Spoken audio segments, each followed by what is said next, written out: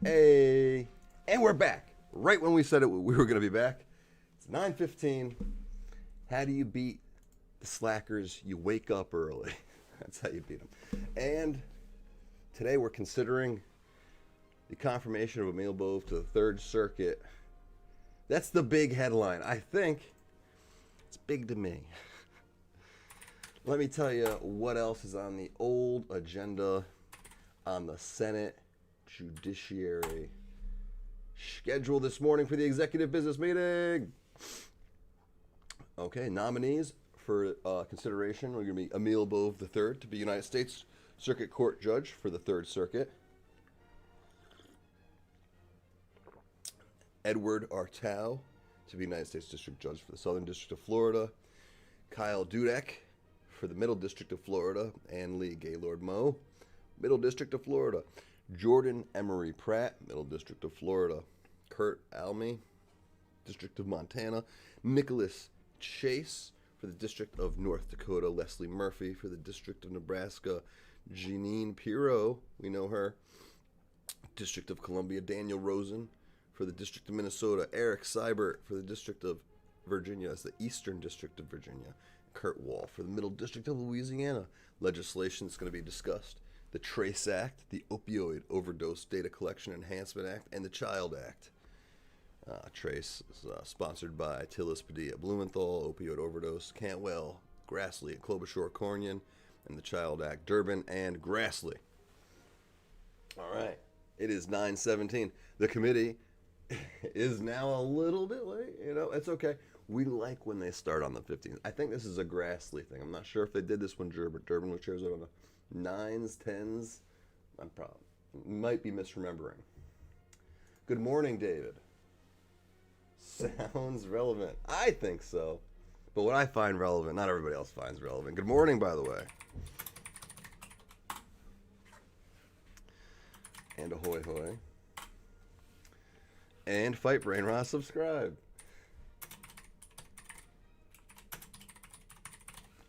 Heyo. The thumbnail was a take on Night at the Roxbury. Only instead of the two main characters, I wanted Josh Hawley and John Neely Kennedy saying, Emil! That's what that is about. In case you caught it, you're like, what is this? It's a play on Night at the Roxbury. And we are waiting patiently. Let's, in a few minutes here, we're going to check everybody's Twitter feed to make sure that I'm not wrong and in the wrong place, and that they're going and I don't know it, and I'm just on the wrong page. That happens often. Let me tag my little muggy. By the way, I love the mugs. I love the coffee in the mugs, but I also love the mugs.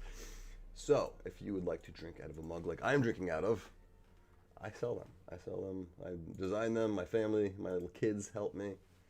We have fun with it. And it's a great source of, delivery system for your favorite drug of choice.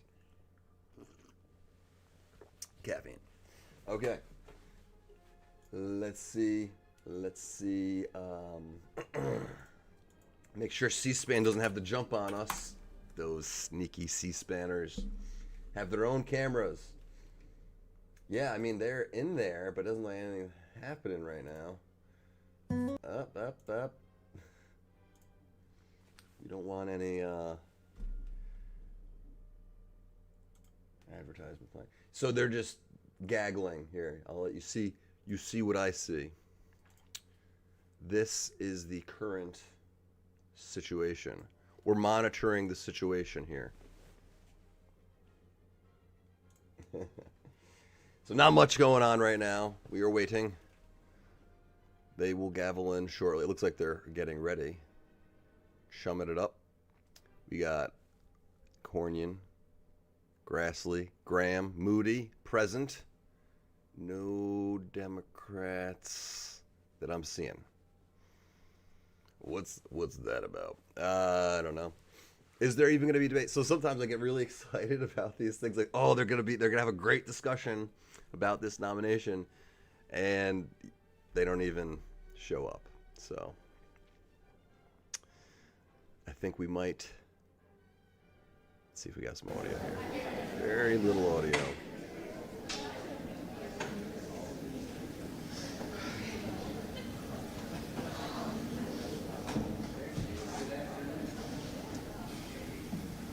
And Blackburn has just showed up, maybe. And we're having more people. We have Britt, Senator Britt. She did an interview alongside John Fetterman yesterday, I saw. They look like Princess Fiona and Shrek next to each other. Princess Fiona before she transformed. No offense, John Fetterman, I like you a lot. But we both have swamp creature-like auras.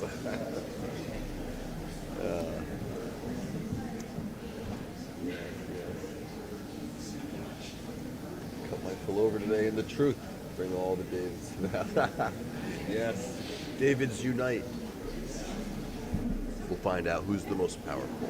We have to have a battle to the end there. It's about 9:21. We're 6 minutes past when the committee was supposed to start. More people entering the room. Durbin just entered, so we do have a Democrat present.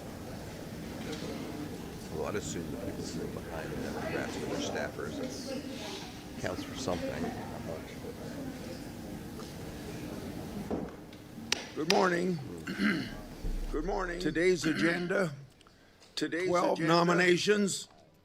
Nicholas Chase, Daniel Rosen, U.S. Attorney nominee, are listed for the first time and will be held over.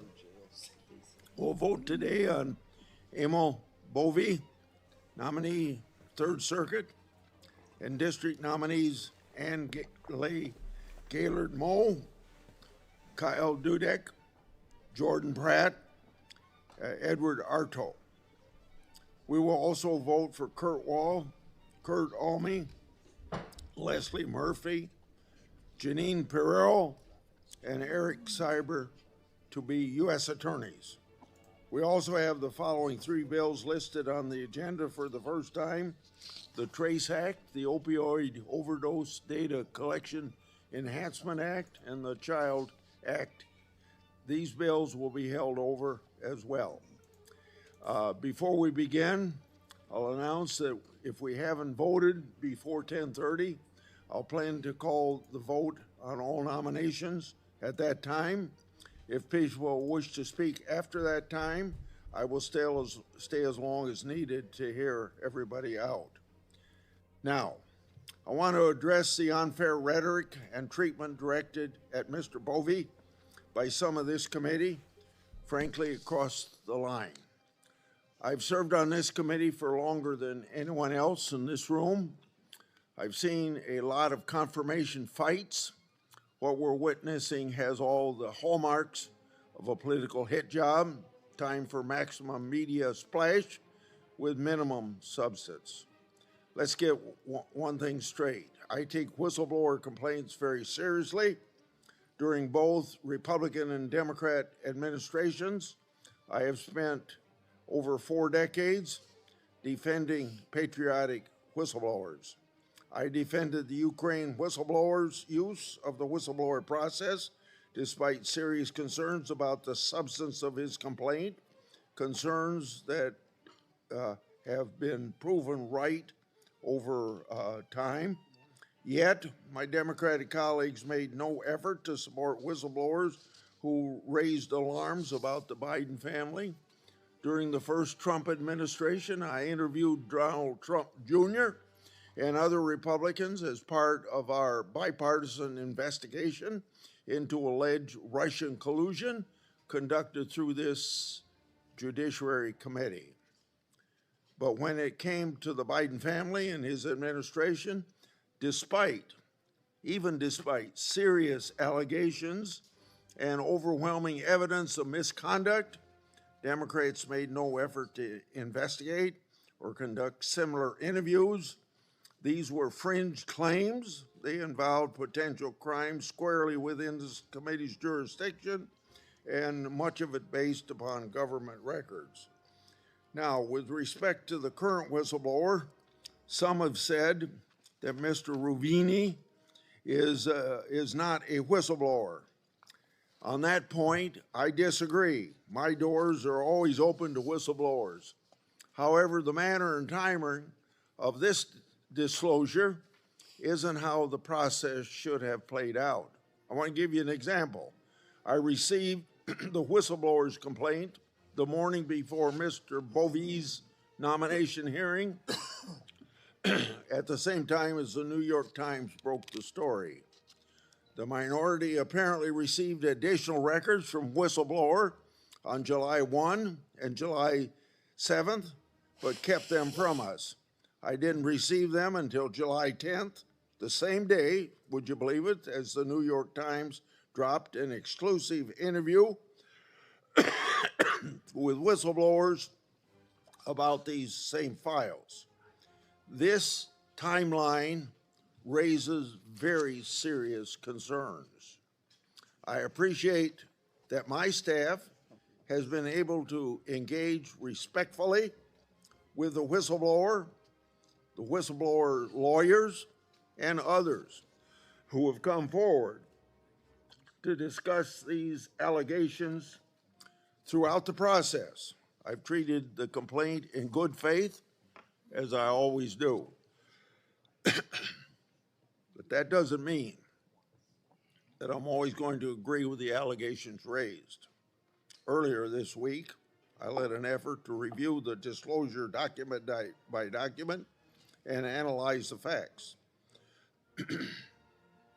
The results, almost none of the material, I want to make clear, almost none of the material references Mr. Bove at all. More concerningly, the Democrat summary grossly mischaracterizes the documents that it purports to summarize.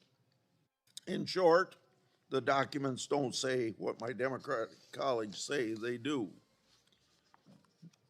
Now, let's say even if we accept most of the claim as true, there's no scandal here. Government lawyers aggressively litigating and interpreting court orders isn't misconduct. It's what lawyers do all the time. Concerningly, the minority repeatedly recast discussions of litigation strategy. Now, they crafted litigation strategy as wrongdoing, even discussions that reflected the government's official litigation positions, some of which prevailed on appeal. These documents then give no reason to delay this nomination. So, let's stick to the facts. The whistleblower alleges misconduct, but 10 days after the key event he described, he signed a brief stating, without qualifications, that, quote, the government has complied with the court orders in this case, end of quote. If he believed the department defied court orders, why sign a brief as an officer of the court saying that it had complied? During the hearing, Mr. Bove firmly denied the allegations. He testified under oath, quote, I did not advise any Justice Department attorney to violate court orders, end of quote. Recent public reporting backs this account, his account as well. I'd like to enter into the record, and I have it right here. Months before the whistleblower came forward, his former supervisor wrote in a letter that Mr. Bove advised, quote, advised our team that we must avoid a court order holding an upcoming operation to implement the act at all costs, end of quote. This statement confirms Mr. Bove advised his team to avoid triggering a court order not defy one, and that's consistent with his testimony. My staff has also interviewed multiple people who were present for the March 14th meeting described in the whistleblower disclosure. Now we have 4 separate people other than Mr. Bove who were present in the meeting telling us the following. There was never any directive to ignore a court order, and each of them left the meeting with the understanding that the Justice Department would aggressively litigate but would follow court orders. To my Democratic colleagues then, you've been accusing each of President nominees of insufficiently respecting the court. I have a few questions. Where was the outrage when Congresswoman Ocasio-Cortez said in response to a decision about abortion drug access, quote, "I believe the Biden administration should ignore this ruling," end of quote. Where was the indignation when Senator Wyden took to the Senate floor and said, quote, "There are moments in history where Americans and their leaders must look at circumstances like this one and say enough. Not let's see how the appeals process plays out, or let's hope Congress can fix this down the road. Just enough. President Biden and the FDA must ignore it," end of quote. Where was the outcry a few weeks ago when Biden appointed Judge Brian Murphy flatly defied a Supreme Court ruling, or when Justice Tolwani ordered the executive branch to violate federal law and spend taxpayers' money in defiance of a law passed by both houses of Congress and signed by the president. And when it comes from their side, just as I've indicated, there's silence. No press releases, no hearings, no letters. So what does that add up to? A double standard, undermining their latest partisan attacks against Mr. Bove. This Congress alone, Democrats have sent at least 26 letters to 17 agencies or parties demanding records, delays, or investigations into President Trump's nominees. I'm holding them right here in a stack of letters that I've held up already, like clockwork. Just before hearing or a vote, we get another breathless accusation that one of President Trump's nominees needs further investigation. We've seen the slanted stories and reckless accusations before. We've been down this road. It's become routine, this Congress, but it is not new. We all remember what Democrats did to Justice Kavanaugh. As I said during Director Patel's nomination, quote, "This is becoming a pattern, and I will not facilitate a campaign to undermine the results of the election by delaying the consideration of nominees," end of quote. Mr. Bove has a strong legal background and has served his country honorably. He deserves fair treatment. The vicious partisan attacks and obstruction of nominees that we've seen from Democrats this Congress has to stop. One day, roles will reverse again, and my colleagues will want the same fairness for nominees of their president that they refuse to extend to President Trump's nominees. They should look around the corner and consider that day, Senator Durbin. Mr. Chairman, the Trump administration's handling of the Jeffrey Epstein case is baffling. It's frustrating the American people, and it's exacerbating the mistrust in the Department of Justice and the Federal Bureau of Investigation. In February, Attorney General Bondi, 17 days into the job, said in a Fox News interview that the Epstein client list was, quote, sitting on my desk right now to review, end of quote. The White House then staged a major media release of Epstein-related files on February 27th, including preparing binders for conservative influencers and commentators. However, the files released were largely already publicly available. There was nothing new. After intense blowback, Attorney General Bondi went back to Fox News, the mothership, and claimed that a whistleblower, quote, assured her there were more files, and that, quote, New York, Southern District of New York, was sitting on thousands of pages of documents. And she promised on Fox, and I quote, we will get everything, and the country will see, quote, the full Epstein files. These are quotes from Attorney General Bondi voluntarily appearing on Fox News to explain the situation. For the next 4 months, the Department of Justice and the FBI were silent. What happened during that period? Well, we received information that Attorney General Bondi pressured the FBI to assign, now get this, approximately 1,000 agents in its Information Management Division and hundreds of additional agents from the New York field office to work 24-hour shifts to review and produce more documents on Epstein on an arbitrarily short deadline. These officials were told to, quote, flag any records in which President Trump was mentioned.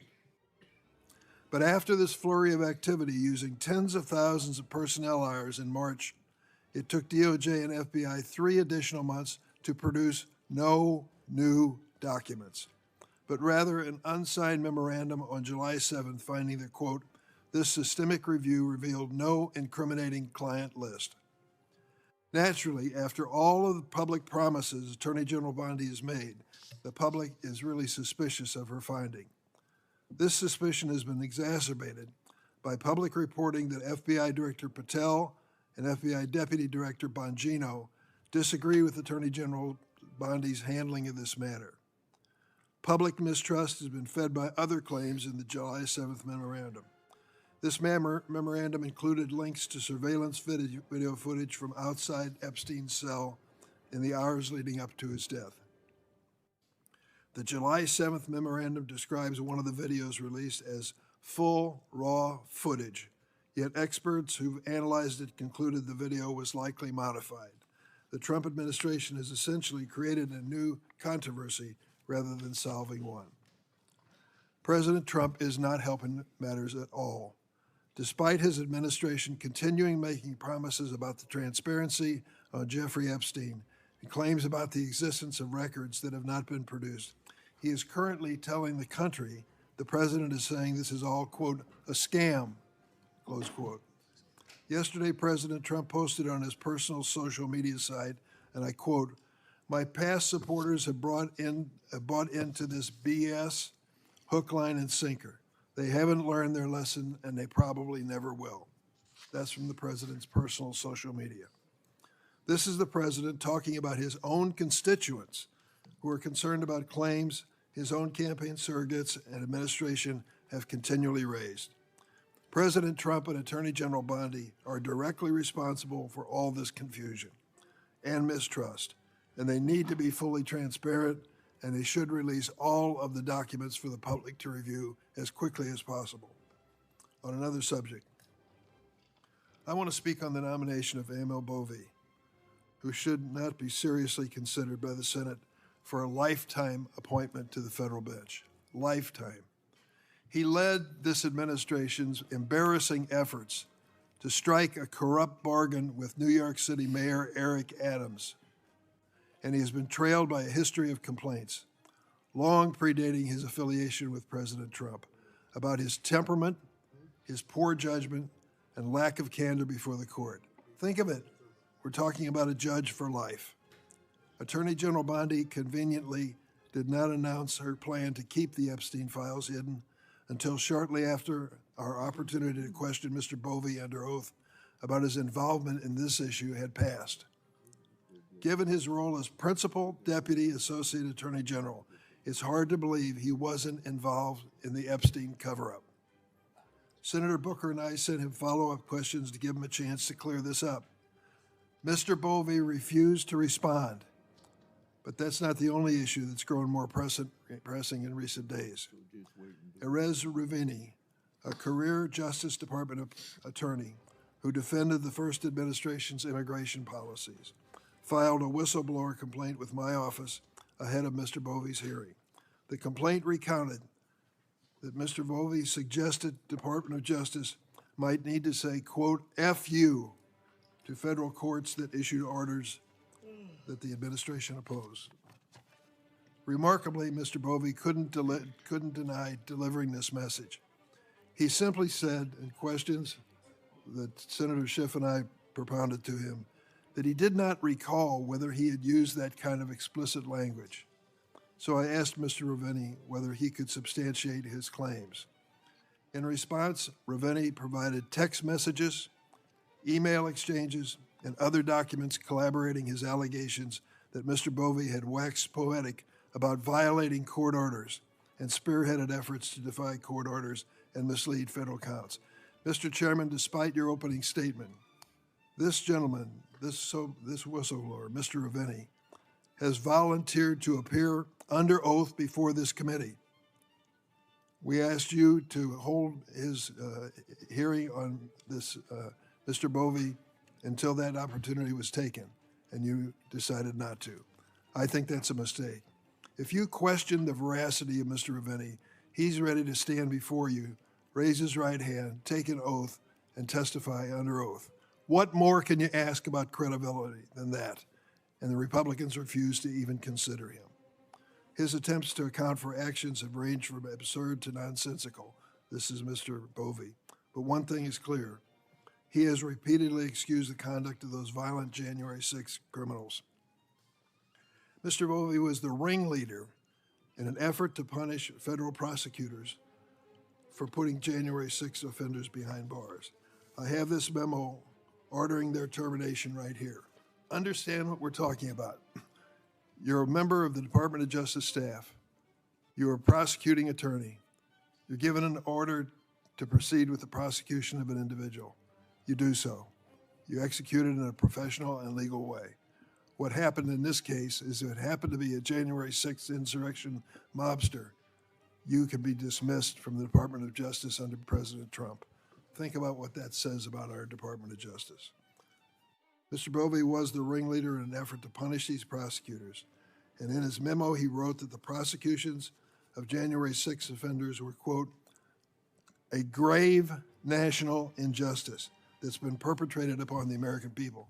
Not the conduct of the mobsters, the conduct of the Department of Justice attorneys who held these insurrectionists responsible for the damage that they did to our Capitol building and the threats to our government. These individuals desecrated our Capitol.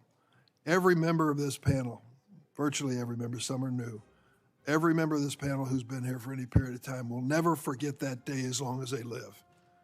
I respect this Capitol building as more than just a building. It is a symbol of who in the hell we are.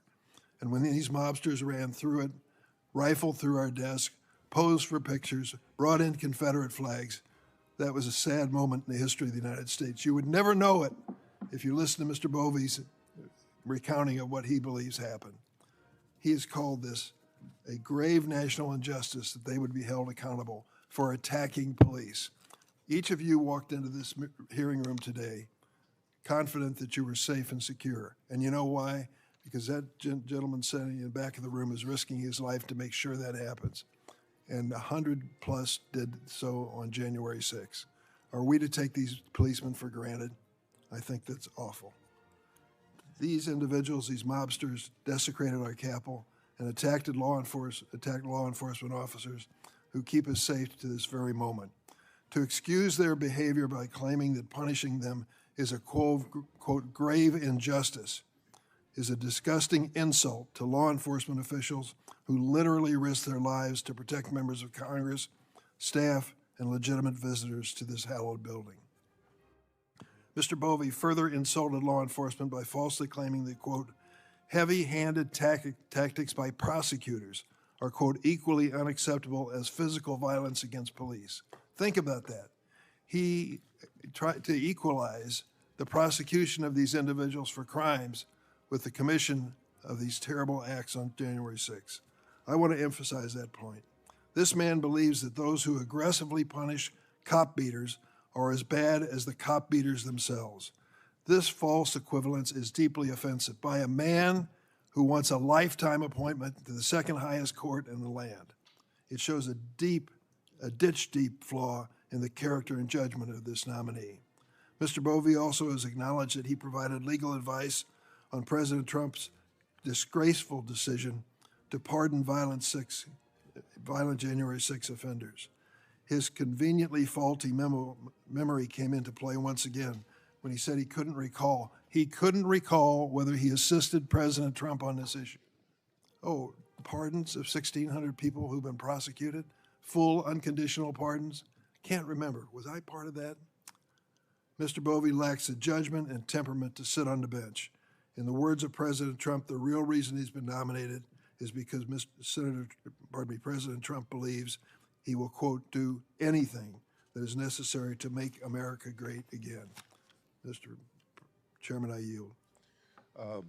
Senator, I'd like to respond to what you said about Epstein, and Senator Blackburn would, and then I'd call on Senator Mr. Chairman, North Carolina. Can I be on the list to speak, Mr. Chairman? You sure can be, yes. Senator Mr. Polk, Chairman, I'll I'd be- also like to speak.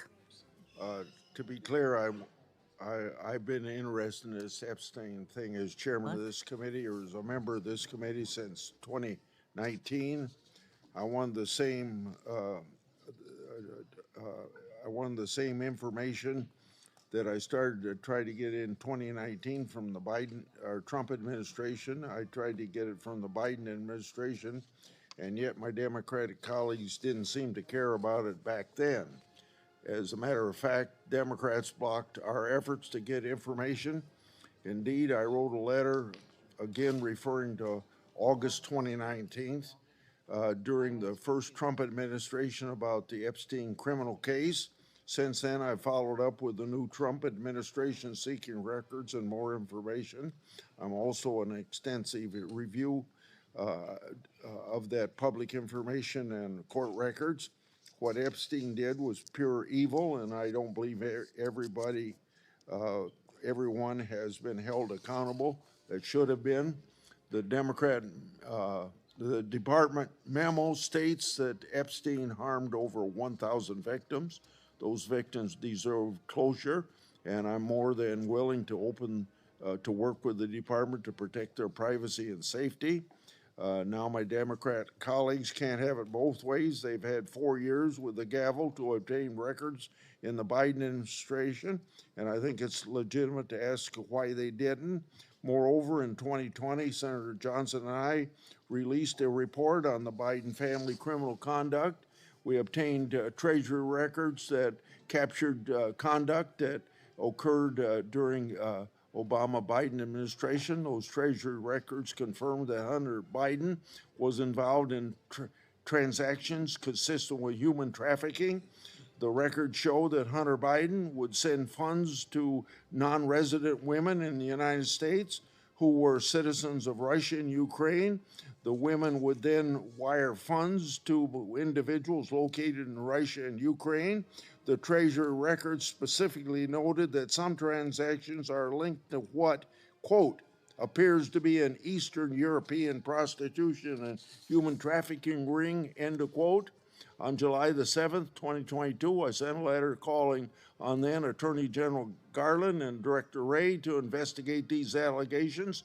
Not once did I hear my Democrat colleagues call for more answers and transparencies or even lift a finger to help me. So if my Democratic colleagues are to be consistent, I'd request that they join me in my efforts to obtain more information about this matter.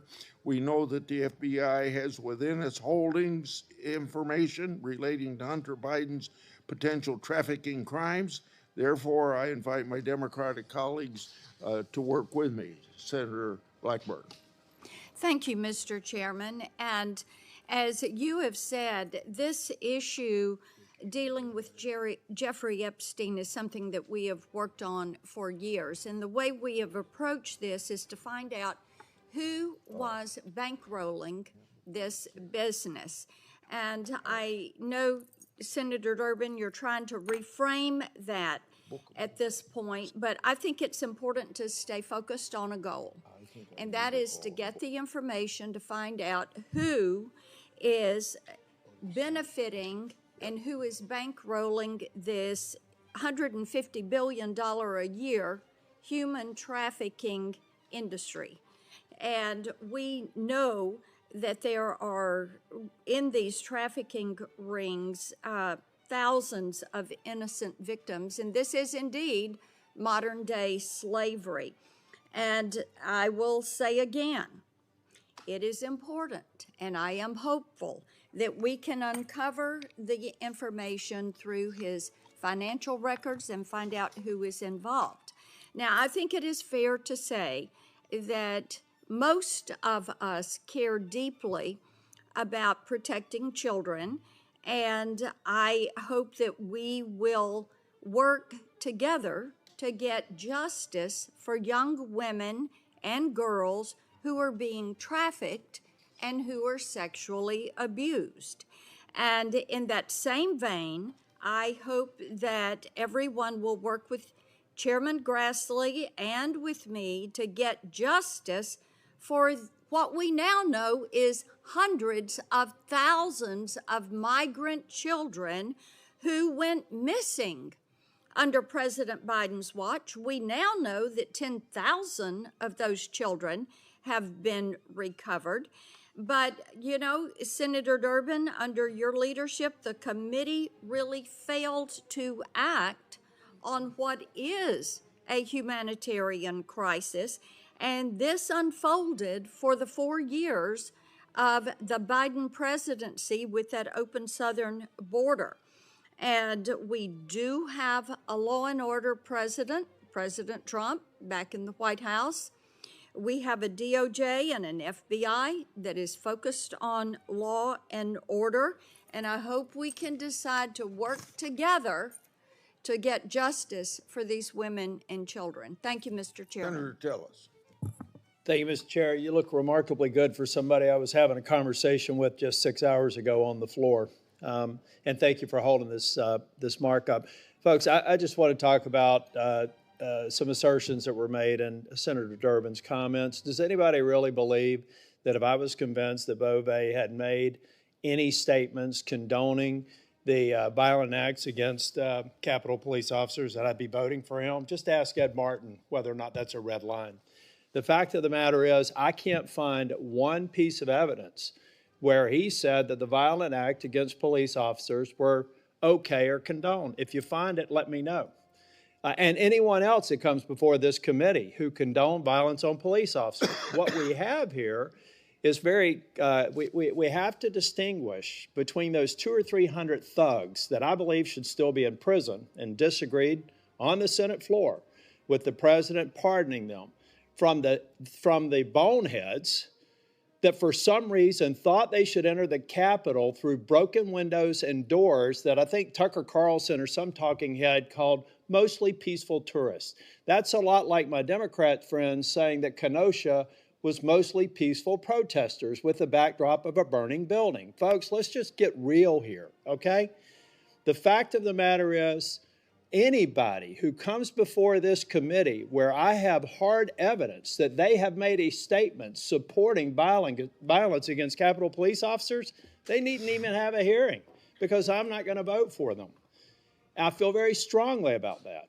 So did somebody reference something in a meeting or did somebody say something between friends? I don't know, but even that would be disqualifying, and that yet has not been presented for this nominee. So I challenge all of my colleagues on the other side of the aisle. That's a disqualifying event for me for the remainder of my time in the U.S. Senate, which admittedly is only 18 months. A lot of things happen in 18 months. Do your homework on finding a hard example and count me in to refuse confirming that nominee. But don't finesse it when you simply don't have the facts on your side. Thank you, Mr. Chair. Before I call on Senator Booker, we don't have all of our members here yet, but I think they're going to be here pretty soon. And remember, I said we'll vote when we get get all of our members here. Go ahead, Senator Booker. Thank you very much, Chairman Grassley. This process with Emil Bove started with my office as well as Senator Andy Kim saying to the White House we were willing to work with them to find someone. The President of the United States, the White House counsel, completely violated the process we had agreed upon and thrust this judge onto the state of New Jersey, a candidate, a nominee, who we had already written letters of complaint about for his role in the prosecutor's office around issues around January 6th. Bove directed Ed Martin to fire the January 6th defendants. And that was something we were actively investigating before he was even being considered as this. Imagine any senator here having somebody put in as a circuit court nominee in their state when there is an active investigation going on about something as serious as the January 6th nominations. That is something that everybody here would consider a violation of process. Now, I understand that there are folks here in good faith who are looking for issues and understanding, but we should all know we have an obligation, a duty, constitutional duty, to advise and consent that requires full and fair consideration. At this moment, there are still unanswered questions surrounding this nominee, evidence and data coming out, at least one whistleblower who's come forward.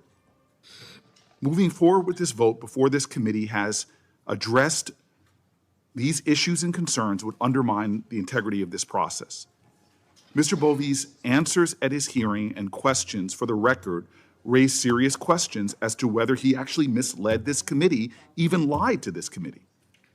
Multiple members of this committee have pending requests for critical information regarding Mr. Bove that must be fulfilled for us to responsibly and thoroughly evaluate this person's qualifications for a lifetime appointment on the federal bench.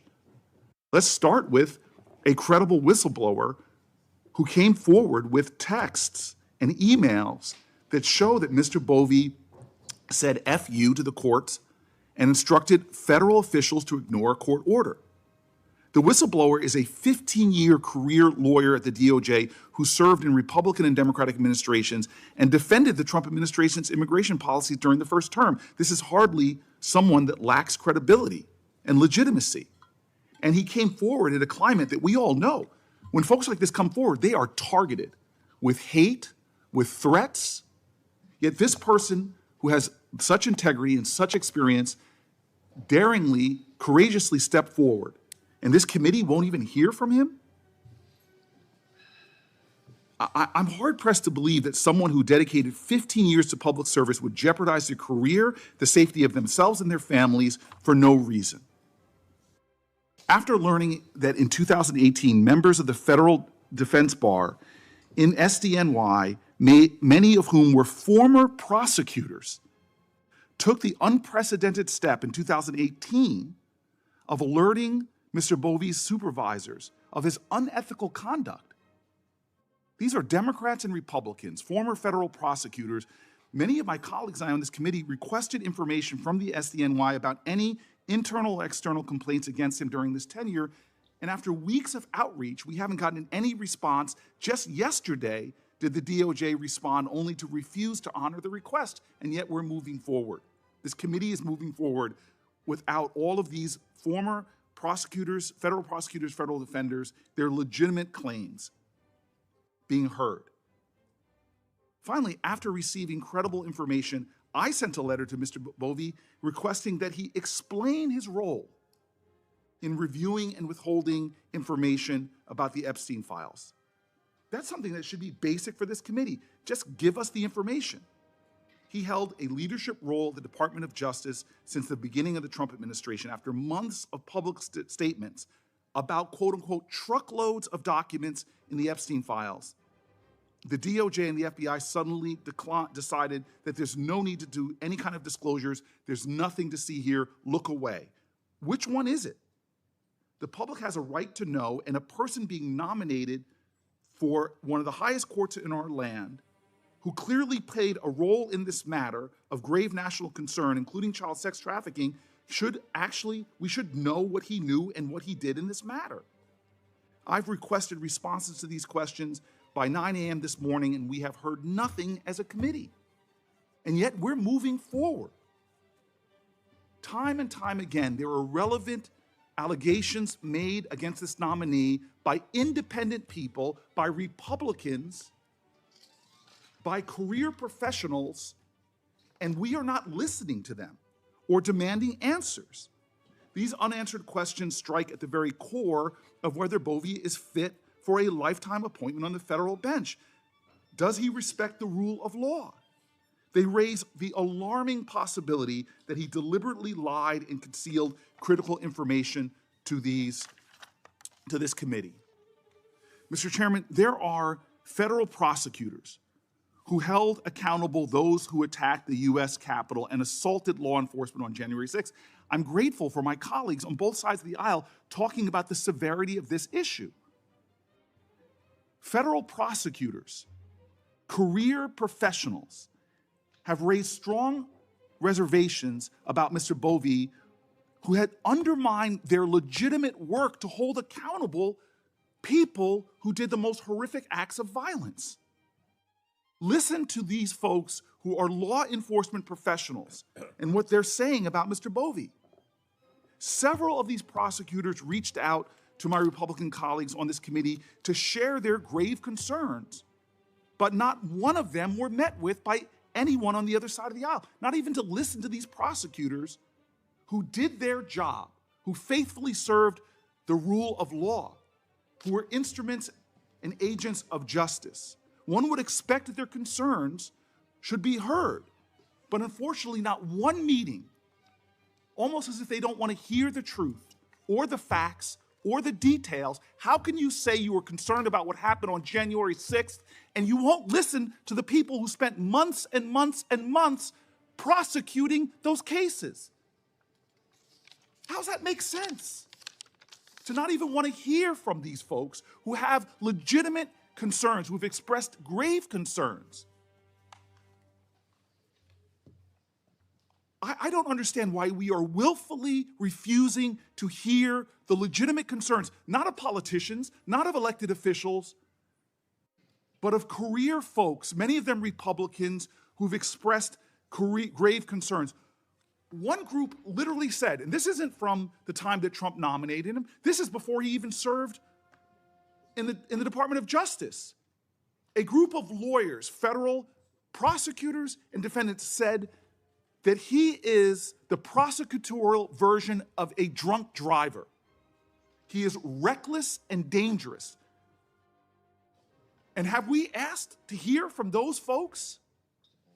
Here's a guy that was given the worst ever condemnation from a judge in the SDNY for withholding exculpatory evidence as a prosecutor. There are former prosecutors on this committee. Imagine that kind of flaunting of the rule of law. You think The prosecutors grave do that a ethical lot? They just don't get violations caught. in that case. Imagine that we are about to put that person now to be a judge. That is stunning to me. There is no need to vote on this nominee today. It is a false urgency. My guess is the White House has issued orders to move this along as quickly as possible. Don't let these independent arbiters with legitimate insight into this nominee's qualifications, don't let them be heard. Dear God, we are hearing that there are other whistleblowers who are wondering if they should come forward. We're hearing that they are afraid to come forward. They have lawyered up, and we better get this thing through as quickly as possible before other people come through. With more time, we would get more answers. So if With more time, prosecutors the didn't things that withhold Mr. Bove favorable has evidence, done we with wouldn't the need DOJ and Brady throughout his motions. career would come to light, not by elected officials, but by legitimate people whose voices should be heard. Why are we refusing to hear them? Why are we silencing those people? It's going to get harder and harder for my colleagues to ignore the truth, so let's rush these things through. But let's hear a little bit of the truth. Mr. Chairman, I want to submit a number of letters into the record. First, an opposition letter of current and former state and federal prosecutors from around the country. These prosecutors state, quote, Bove not only refused to hold accountable those who attacked our nation's capital and attempted to block our democratic process on January 6th, but he punished and dismissed career Justice Department employees who investigated and prosecuted that insurrection. Another letter I'd like to submit from almost 1,000 former DOJ prosecutors. This is unprecedented that almost 1,000 former DOJ prosecutors would write this committee and say that they are alarmed, quote, by DOJ's leadership's recent deviations from constitutional principles and institutional guardrails. They identified Mr. Bove as the leader in this assault. They say it is intolerable to us that anyone who disgraces the Department of Justice would be promoted to one of the highest courts in the land. And the third letter I'd like to submit is from 75 former federal and state judges, including a former Third Circuit judge who was appointed by President Bush. They can't help themselves Jurists with these letters. Are writing.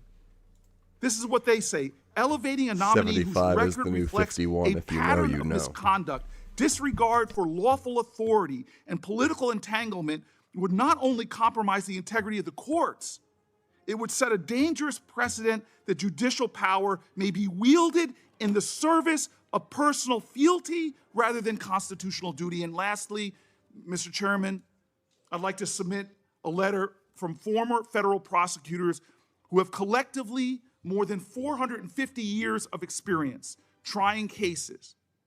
These former federal prosecutors, 450 of them, urge there is only one way this committee can determine whether Mr. Bove has violated a court order. It's by hearing the testimony of Mr. Revenet, the whistleblower. Failure to take the time now to do so before voting on this nomination will forever brand this decision as rubber stamping. Mr. Chairman, I make a request, and as I understand the rules of this committee, I have the right to do that. Mr. Revenet witnessed the DOJ leadership plan to defy court orders.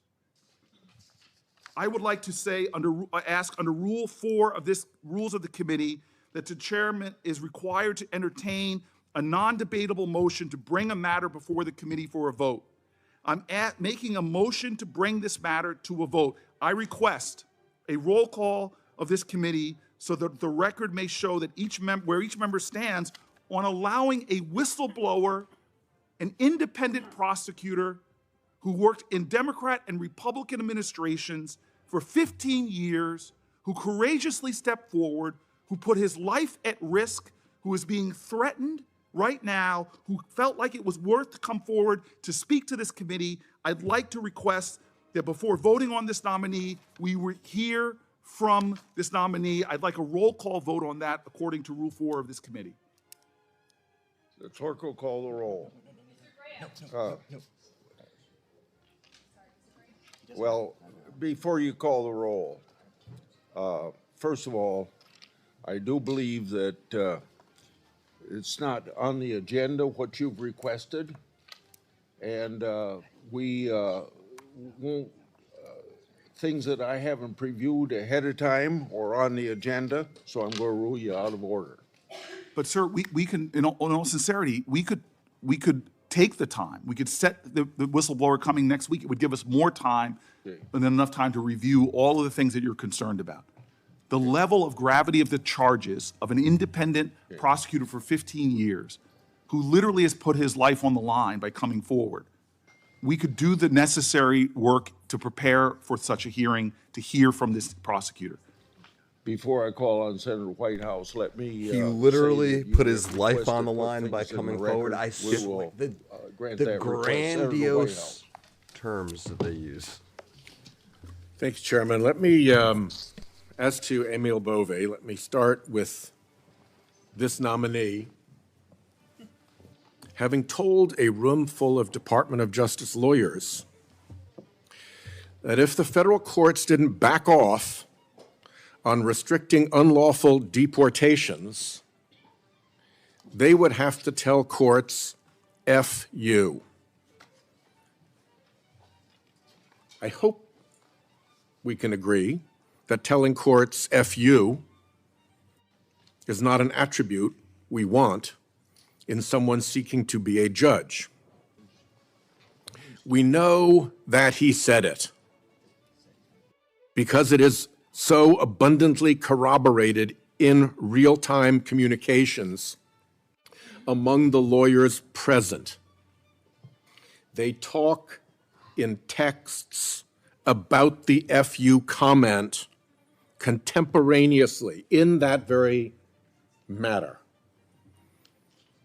Prosecutors don't get better corroboration than that. We'd also be on solid ground concluding that he lied about it to us in committee. He said he didn't recall. Really? Didn't recall saying something like that in a Department of Justice meeting surrounded by career lawyers? It's not remotely credible. Lying to our committee That's hilarious. They really also don't is like not a when you great use attribute their move against of a them. candidate Oh, I to don't be a recall. judge. Which it completely flies with the Democrats. Somehow, he seemed to know when you're a Republican that and you he can't would get away recall, with it. don't work, don't fly. Unreal. He also played a bit of verbal dodgem, saying he never instructed anyone to disobey a court order. Correct, but that was not the allegation. He told them to be ready to disobey court orders, to tell courts, F you. Obviously, if you change the statement, you can mislead the committee, but we should demand better than that. Meanwhile,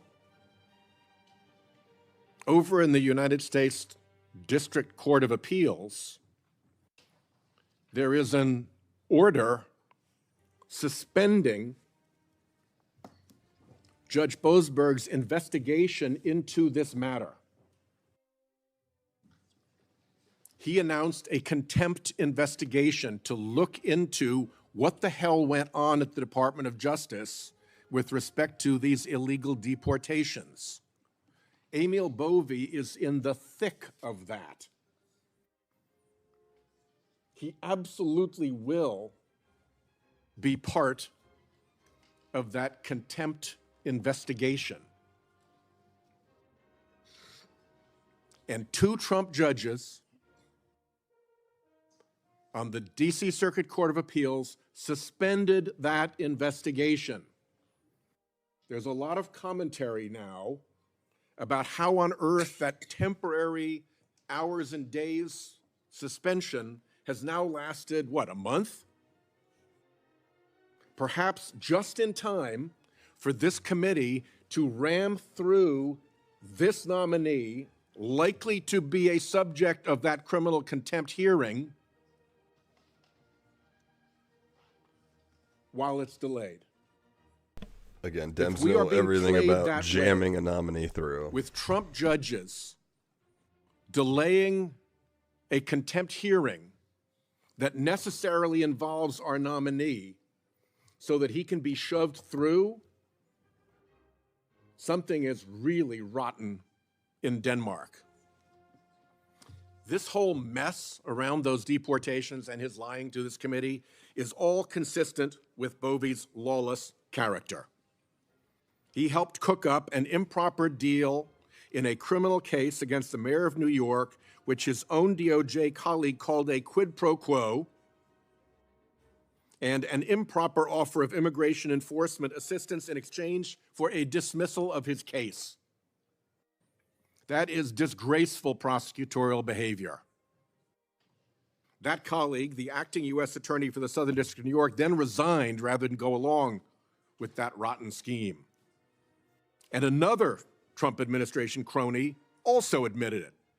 Border Czar Tom Homan appeared on Fox News with that mayor and said, speaking of the mayor, if he doesn't come through, if he doesn't deliver the immigration support we need, I'll be back in New York City and we won't be sitting on the couch. I'll be in his office up his butt saying, where the hell is the agreement we came to? The agreement. Separately, this nominee tried with acting U.S. Attorney Martin to confect a fake criminal investigation.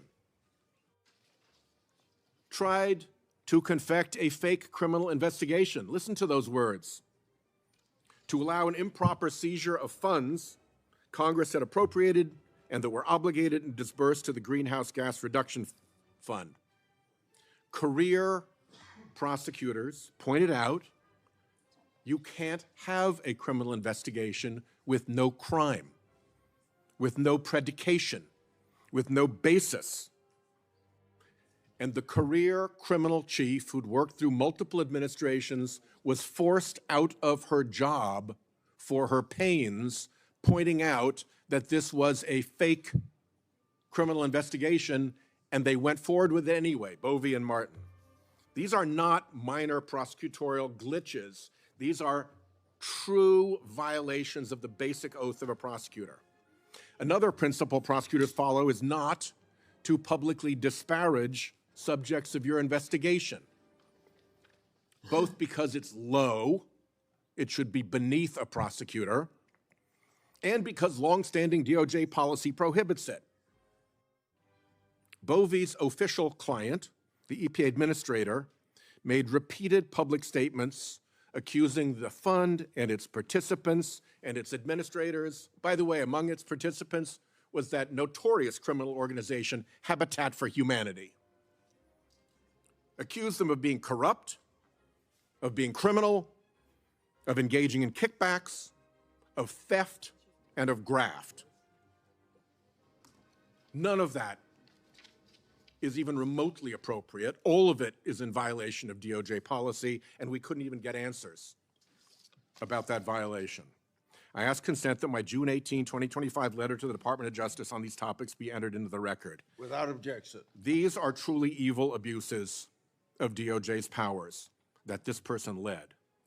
Those are some of the problems with this nominee. Then come the problems with our committee process, in which he was pre-licensed to refuse to answer questions. The committee conceded something Congress has never before conceded, that deliberative process and attorney-client privileges overcome our constitutional powers of oversight and advice and consent. Senator Kennedy and I noted this in our bipartisan report on executive privilege in December of 22. I quote, Congress maintains that all other components of executive privilege, besides presidential communications, that the executive branch recognizes, including deliberative process and attorney-client privilege, still quoting here, are not constitutionally grounded and therefore cannot supervene Congress's oversight authority. The majority, having made that astounding reversal and concession, then didn't even follow the rules for assertion of those supposed privileges, neither as to their scope nor as to the process for claiming them. These privileges need to be asserted. It's notable that this nominee never actually asserted them. He likely realized that they don't, in fact, actually pertain, and he didn't want to get caught out in the legal error of asserting a non-pertinent privilege. Plus, he didn't have to, since his non-answers were blessed in advance by the majority. Instead, he hid behind vague claims, not privilege assertions, vague claims of inappropriateness or things not being public or failures to recall. Just to remind, attorney-client privilege and deliberative process privilege, even if they pertained here, do not apply to administrative decisions within a department, and deliberative process, indeed any executive privilege, does not apply where the allegation is misconduct. Again, from my report with Senator Kennedy, quoting the D.C. Circuit Court of Appeals, the privilege disappears altogether when there is any reason to believe government misconduct occurred. We have enormous reason to believe that this individual, now a nominee, participated in government misconduct. The only executive privilege that Congress does recognize requires some proximity to the president. It is not applicable in ordinary agency administration, and the president must invoke it according to the Reagan memo. None of that took place under the blanket authorization to refuse to answer. We are dealing here with the nominee's attempts from a very high position in the Department of Justice to cook up a fake criminal investigation and to use an existing criminal case for political leverage over an elected official with too many accompanying violations of DOJ rules and practices to count. And we can't even get answers? The result was a hearing that more resembled a rackets hearing from The Godfather than a nomination hearing for a Circuit Court of Appeals judgeship. Throw in the Attorney General and Deputy showing up in person to give Republicans in this committee the eyeball, and the resemblance gets worse. Hearing by hearing, month by month, the bar is lowered and lowered and lowered for our constitutional advice and consent oversight. Now to the point where a witness can say, I don't recall,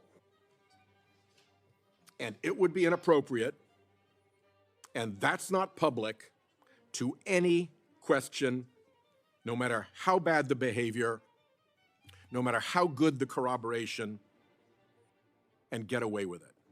Even with multiple credible backstopped allegations of prosecutive misconduct by this individual before us, we are become a partisan rubber stamp. Neither the committee nor the judiciary is well served by our learned and servile helplessness. I yield back. I will now go to voting because we have competing markups and other committees and people have to leave here soon. We'll go to Bove's nomination. The clerk will call the roll. Mr. Chairman, point of personal privilege. Mr. Chairman. Mr. Chairman, Point of according to personal- Rule 4 of the committee, we have the right to continue to debate this nomination. No. I'm invoking Rule 4 of the committee. We have the right to debate this nomination. You're And out of I'm order. seconding Mr. Senator Chairman? Booker's demand for a vote on his request to hear from the whistleblower. Mr. Chairman, you should at least acknowledge my Rule 4 point of order. You're out of order. I don't understand this. What are you afraid of about even debating this? I, by putting proxy- things on the record, hearing from every senator, dear God, that's what our obligations are. It's to state our reasons for debate. At least address the Rule 4 point of order that we're calling. There's no need to rush this. What are we afraid of? We're not pressing for the 2-hour rule like you all did when you were in the minority. We're simply asking for a credible amount of time to air our concerns before the vote. We respect each other in this committee. We respect the understanding that we have things to say. But yet we're doing this in a way that makes no sense to me. And it makes no sense to me because we're not trying to do things like force the committee to close or force a 2-hour rule. Someone this is about flip the understanding filibuster that switch people on off this side on have Booker. a responsibility to state their Realize issues. you're out of order. Mr. Sir, you could call me out of order because this is out of order. This undermines the basic decency Cut of the this committee. mic. Yes, maybe overrule a Rule 4, but at least address the Rule 4 point of order that senators were elected to debate issues and debate nominees. This is absolutely insane. you're What is the interrupting. rush? You're- Sir, I am interrupting because You're you're interrupting interrupting the a roll. regular point of order. At least address my point of order. I have the right to do that by the rules of this committee. If you want to overrule the rules of committee, then do so. But this is not in any way in order. You are obligated to address a point of order according to the rules of this committee. You could overrule me by a Senate vote. You're violating your own rules. The parliamentarian has been clear about this. The parliamentarian has been clear. You could overrule the rule, the point of order I'm doing, but you have to follow the precedents and procedures of this committee. This is outrageous that you're not allowing senators to have their fair say before a controversial nominee is being done. This is unbelievable. This is unjust. This is wrong. It is the further deterioration of this committee's integrity. With a person like this, what are you afraid of? Are you afraid of hearing from Chris Coons? From hearing from one of my colleagues? From hearing from Adam Schiff? What is the fear here? Have at least the decency to have a vote on my point of order regarding Rule 4. I have respect for you, Mr. Chairman. We've served together for more than a decade, but this is outrageous. This is unacceptable. This is wrong. It is wrong. And why? Why? What is the rush to take another half hour to listen to people? What is the rush? What are we afraid of, Mr. Chairman? What are we afraid of? I do not understand why senators can't debate a nominee as we've done when both sides have been in the majority to take the time. What is the thing that you are so afraid of from hearing from my Senate colleagues? This is a violation of the precedents of this committee. We're not trying some stunt here to try to force a 2-hour rule like you all did when you were in the minority. We just want to be heard before a controversial vote. Sir, this is wrong, and you know it. You are a person of integrity. How could you be doing this? At least have a vote on my point of order. Sir, with all appeals to your decency, with all appeals to your integrity, with all appeals to past jurisdiction and past precedent, why are you doing this? This is outrageous. This is a kangaroo court. That's all we have here, Mr. Chairman. This is wrong. To violate your own rules without going by the mandates of the parliamentarian. This is unbelievable. There's a way to do this. If you want to force this through, if you want to ram this through, there's a way to do it in accordance to the rules as spelled out by the parliamentarian. It is simple. It is clear. There's a pathway to achieve what you're trying to achieve. But sir, this lacks decency. It lacks decorum. It shows that you do not want to simply hear from your colleagues. This is absolutely wrong. And sir, this is to me one of those moments where we are not showing common respect for each other on both sides. I have sat here when we were in the majority and listened to my colleagues' arguments, listened to their passionate statements, and then we voted. This is not that. This is us simply trying to rush through one of the most controversial nominees we've had under this presidential administration. Sir, God bless America. You are a good man. You are a decent man. Why are you doing this? What is Donald Trump saying to you that are making you do something which is violating the decorum of this committee, the rules of this committee, the decency and the respect that we have each other to at least hear each other out? I've sat through so many long speeches of my colleagues, heard their objections, listened with sincerity to try to see what their arguments are. But we are not doing that. Sir, this is wrong, and you know it. There are some people on this committee who are the least firebrand people, and they've walked out. Some of the least controversial people in the Senate, some of the people that work the hardest to find bipartisan common ground have just walked out of this committee. And you don't even seem to care, but I know you do. I know your heart, Senator Grassley. This is wrong. I know the kind of person you are, and you know this is wrong. This is not necessary. What is another half an hour to allow senators to be heard? It's what the Constitution mandates. It's the ideals of the United States Senate. The world's most deliberative body should take a decent amount of time to deliberate. It's Booker's actions that really forced his colleagues. Here we are jamming this through with some sense of false urgency. Sucked all the it's air one out thing of the not room. to hear from whistleblowers. It's another thing not to hold another hearing, but to not even allow my colleagues to have their moment to speak against this justice. It's just wrong. And I know you know this. I know you know this. The only time this rule has ever been overturned by both parties was done when one minority was trying to pull some stunt to stop the committee from hearing. This is not that. This is not the 2-hour rule. This is a basic element of the ideals of this committee, sir. It is the basic understanding of having debate and deliberation. It's a basic understanding of we can listen to each other even if we disagree, that we should have time and space and a forum to listen. Sir, this is just wrong. in every way. It is wrong in every single way. This is an abuse of power. It's an undermining of the well-being and the integrity of this Senate and this committee that I for so long, I've been so honored to be a part of. This is wrong, sir, and I join with my colleagues in leaving. This is a majority sham. vote. This is wrong. We'll report We're better Jordan than this. Pratt to the floor. Now we'll have to vote on these nominees for U.S. Attorney because we don't have enough people on the other side, so we can't do it by voice vote. So the clerk will call the roll on Kurt Alme. Aye.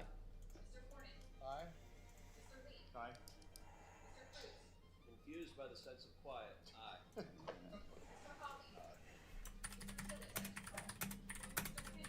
Aye. Aye by proxy.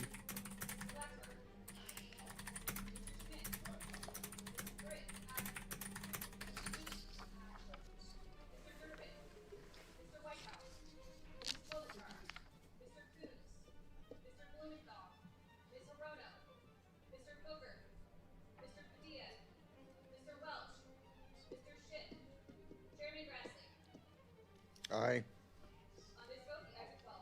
Okay, that Kurt Alme favorably voted will be reported to the floor. Now we'll vote on Lesley Woods Murphy. Call the roll, please. Aye. Aye.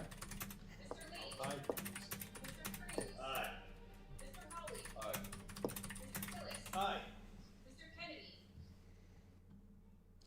Aye by proxy. Mrs. Blackburn. Aye. Mr. Schmidt. Aye. Mrs. Britt. Aye. Mrs. Moody. Aye. Mr. Durbin.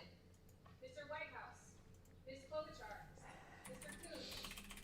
Mr. Blumenthal. Ms. Orono. Mr. Booker. Mr. Padilla. Mr. Welch. Mr. Schitt. Chairman Grassley. Aye. On this vote, the ayes are 12. Yeah, the ayes have it. Nomination would be favorably reported. Now we go to nominee for Jean Pirro. The clerk will call the roll. Mr. Grant. Aye. Mr. Cornyn. Aye. Mr. Lee. Aye. Mr. Cruz. Mr. Hawley. Mr. Tillis. Aye. Mr. Kennedy. Aye by proxy. Mrs. Blackburn. Aye. Mr. Schmidt. Aye. Mrs. Britt. Aye. Mrs. Moody. Aye. Mr. Durbin. Mr. Whitehouse. Ms. Klobuchar. Mr. Coons. Mr. Blumenthal. Ms. Orono. Mr. Booker. Mr. Padilla. Mr. Welch. Mr. Schitt. Chairman Grassley. Aye. On this vote, the ayes are 12. The nomination will be favorably reported to the floor. The last one is, no, I'm sorry. Eric Siebert. Clerk will call the roll. So I was just looking up the rules on about the quorum, Mike, because you're right. The quorum has left the building, but I think with unanimous Republican vote, they can still move forward with. Aye by things. proxy. That might be true. That might be true. Mr. Schmidt. Majority of members, a minority member is required, but it can be waived by majority. That is Rule 4 and Rule 3 for Senate Judiciary business meetings. Mr. Welch. Mr. Schitt. Chairman Grassley. Aye. On this vote, the ayes are 12. The ayes have it. Nomination will be favorably reported. Now Kurt Wall for Middle District of Louisiana. Call the roll. Mr. Grant. Aye. Mr. Cornyn. Aye. Mr. Lee. Aye. Mr. Cruz. Mr. Hawley. Mr. Tillis. Aye. Mr. Kennedy. Aye by proxy. Mrs. Blackburn. Aye. Mr. Schmidt. Aye. Mrs. Britt. Aye. Mrs. Moody. Aye. Mr. Durbin. Mr. Whitehouse. Ms. Klobuchar. Mr. Coons. Mr. Blumenthal. Ms. Orono. Mr. Booker. Mr. Padilla. Mr. Welch. Mr. Schitt. Chairman Grassley. Aye. On this vote, the ayes are 12. That'll be favorably reported. Before you disband, I'd like to have everybody that's here know that what happened here today is no different than when Democrats cut off debate on Judge Kashubi and Judge Lee against Republican protests to continue debate in November of 2023. In that markup, Senator Blackburn and others were not offered an opportunity to speak on those nominees, and Chairman Durbin ordered the vote, just like the obstruction we saw here. I ordered the vote this time. So if you'll spread that word that this is not unprecedented, either the actions of the minority walking away or what we did here as a majority. It's happened before, and we have to move things along. And I thank everybody for participating. Meeting adjourned. Well, that was a good one. It was better, a little longer, a little more drama than I was expecting. Sometimes these business meetings and nominations are fairly quick, 15 minutes, if that. You know, they start, they finish, and they're done. This one, we got a little bit more out of it. Blonde Bomb, thank you for dropping in. I saw you there. I didn't want to not say hello. Yes, Cory Booker, he appears to have fallen in love with the sound of his own voice since the filibuster. What was that, last month? Can't get enough of it. Can't shut the guy up. But hey, that's the political process. That's government for you. So what happened is it looks like Emil Bove will, his nomination and all the other nominations that we just heard are going to move to the Senate. They're going to be favorably reported to the Senate. The Senate will vote on them, and I expect that this crop of judges nominees will all become judges. That is going to wrap up this week for hearings, at least on the Senate side, of what we watch here. If you're new to this channel, I watch the Judiciary mostly, some oversight stuff, and then when those two things aren't happening, sometimes like foreign relations or budget and appropriations, something like that. Very narrow focus, trying to be singularly focused on this channel as much as I can for as long as I can. So even like the drama, and I was thinking about this as I lie in bed last night, because this isn't a channel that focuses on the executive branch or whoever the executive is now. It has become very focused on Trump since there was the assassination attempt last year. Was a huge event by itself, but I think what really helped this channel too is that a lot of the oversight in the wake of that happened in Judiciary and oversight committees, right? It wasn't like that was in a Veterans Committee or Agriculture. It was in the committees. So I think that helped tremendously, and that's really the nexus. When you see the executive enter the chat, so to speak, it's because there's something going on. For instance, I'm going to be posting this soon. Jill Biden's chief of staff, Anthony Bernal, was deposed yesterday. I'm not sure if you saw that or heard about it. He pled the fifth, just like the White House physician under Biden. And I'll be posting that under my members tab in the coming days. But very interesting, very interesting. That was the Oversight Committee that deposed Anthony Bernal. So check that out. You can find it anywhere. You can find the GOP Oversights page too. Everybody have a good time. Sorry, chat. I'm lacking. Thank you, Roddy Dad, and Blonde Bomb. Thank you for dropping by again. Ricky, have a good day. Julie, thank you for chatting. Thank you. Miss Know It All. You can email me. When is the next live show? Right. That's what I was supposed to be doing, is figuring out. I know on the 22nd the Senate Judiciary is back, but let me tell you what they're doing. That is when I'll be back. I mean, maybe I'll pop in. But the 22nd, we're having hearings to examine securing the skies, focusing on law enforcement, drones, and public safety, and then a subcommittee hearing on examining criminal aliens in America. Those are both on Tuesday in the Senate Judiciary. This year, I'm focusing more on the Senate side of things. Why, do you ask yourself? Well, it's because the House, their videos are archived on YouTube. When they upload and they stream, they're doing it right to YouTube. So those videos exist on the platform already. The Senate houses their own stuff. So if no one ports it over, then it doesn't make it necessarily. There's a few channels that will do things kind of in mass, but you're getting a lot of noise with that. I try to focus on just the Judiciary mostly. So check it out. I really appreciate it if you subscribe. You can join too. I'm going to be working on more benefits for membership. And yeah, I really appreciate everybody. This is a good one. This was a good one. Thank you. Thank you, Julie. Made no sense to plead the fifth. Look, this is an extreme cover-up. Like this is one of the highest level cover-ups there's ever been. It is outside my wheelhouse, right? The levels in which this reaches. So I get it though. I get it. Yeah. Thank you, Mike. Thank you, everybody. I really appreciate everybody dropping by, joining me. You can go anywhere and you come here. So thank you. Appreciate it.